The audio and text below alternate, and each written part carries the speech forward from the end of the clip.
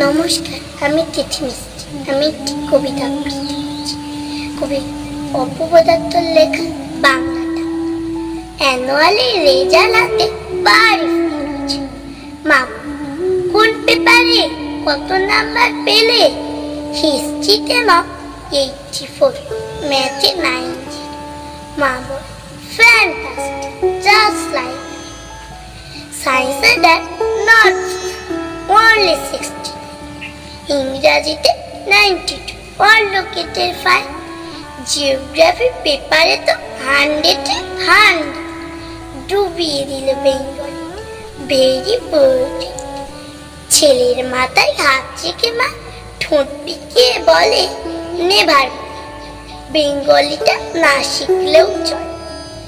বাবা বলল, বেশ বলেছ বঙ্গমাতার কন্যে, বাংলা টাংলা আমার মতো অশিক্ষিতের জন্য।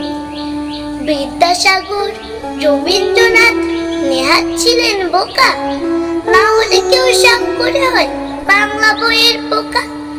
মা বল, চুপ করো তো, ওর ফলটা কিসে?